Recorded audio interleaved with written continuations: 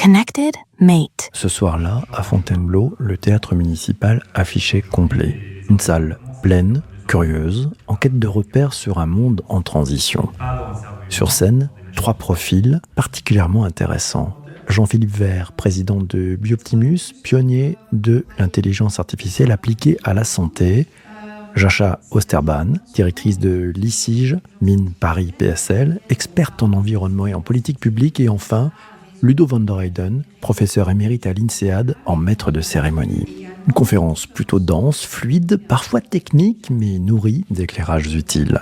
Ce qui m'a frappé, le contraste entre 2 rythmes, celui de la technologie, fulgurant, et celui des transitions écologiques, lent, incertain.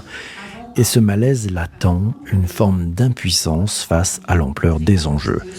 Un moment fort, quand Jean-Philippe Vert évoque AlphaFold, cette IA qui a résolu un problème scientifique que l'humain n'arrivait pas à résoudre depuis 50 ans.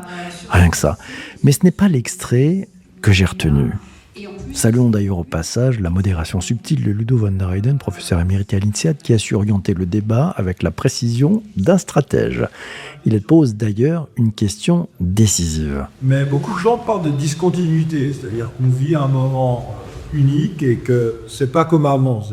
Mais en fait, aujourd'hui, on en parle de quelque chose de complètement nouveau. Alors, est-ce que c'est continuité, évolution digitale ou sommes les machines de plus en plus intelligentes que les humains? Allez, on y va. Premier passage. Connected Mate. Écoutez bien ce que dit ici Jean-Philippe Vert. C'est fin, c'est subtil, c'est stratégique. Il parle d'une IA qui dépasse les humains, mais qui, paradoxalement, enrichit notre jeu. Ça fait partie des choses où juste avant, les gens disaient ça va être catastrophique pour le jeu de Go. L'ordinateur a dépassé l'humain. Et en fait, ça a fait une renaissance quelque part du jeu de Go où les gens ont lancé des nouvelles ouvertures, des nouvelles tactiques, ont appris des choses, ont étudié les tout joués par la machine. Donc c'est partie des choses où la machine, plutôt que de tuer le jeu dans ce cas-là, elle a enrichi. Voilà l'essentiel. Une IA qui dépasse l'humain sans le remplacer, qui déstabilise mais pousse à se réinventer. Et si l'enjeu, ce n'était pas la performance, mais la capacité d'adaptation. Et dans ce monde de machines plus performantes, ce qui compte, c'est probablement de rester joueur, curieux, stratège. L'enseignement vaut bien au-delà du Go. Il s'adresse à chaque leader face à l'IA. Comment transformer une menace existentielle en levier de renouvellement stratégique.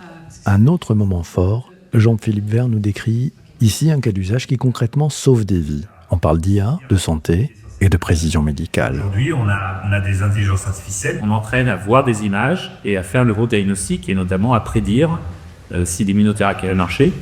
Et donc aujourd'hui, c'est des produits qui sont des soutiens médecins, c'est-à-dire qu'ils ne va pas remplacer les médecins et tout. On touche ici à l'essence d'un futur désirable. Des IA cliniquement utiles, concrètes, responsables.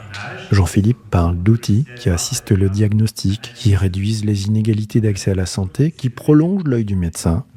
Loin des fantasmes sur la machine toute puissante, cette approche plutôt pragmatique nous dit une chose. Le progrès passe par l'hybridation. La santé augmentée, oui, mais par la coopération homme-machine. Et puis il y a eu cette mise au point salutaire de Jascha Osterbahn, une voix lucide, posée, qui rappelle que l'IA n'évolue pas dans le vide. Lorsqu'on commence à faire des énergies renouvelables, on a besoin de vraiment de différentes matières à extraire pour construire des panneaux photovoltaïques, des éoliennes, etc. Et aussi, ces ressources-là sont limitées. Donc, il y a tout un ensemble de choses à prendre en compte. Il n'y a pas que le CO2 dans la vie. Il n'y a pas que l'effet de serre dans la vie. Ce rappel des fondamentaux tombe plutôt à point nommé. Derrière les promesses technologiques, il y a des réalités physiques, des tensions géopolitiques, des équilibres fragiles. Penser la transition uniquement par la tech, c'est probablement faire l'impasse sur les contraintes du réel.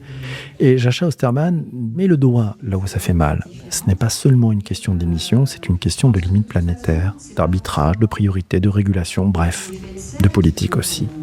Connected Mate. Ce que je retiens de cette soirée, c'est cette tension plutôt féconde entre excitation technologique et urgence écologique, entre la puissance de l'intelligence artificielle et la rareté des ressources, entre la promesse et la prudence. Jean-Philippe Vert nous montre un avenir où l'IA amplifie nos capacités sans les remplacer. Jascha Osterbahn nous rappelle que la vraie question, c'est quelle planète veut-on habiter ? et à quelles conditions? Moi, ce que ça m'évoque, c'était probablement un besoin d'arbitrer lucidement, de rester stratège, curieux, surtout pas passif. Et vous, qui écoutez cet épisode du podcast, dans vos organisations, vos décisions, quelle place donnez-vous à l'intelligence artificielle ou quelle place ne donnez-vous pas? À très bientôt pour un prochain épisode de Connected Mate. Ciao, ciao, ciao. Connected Mate.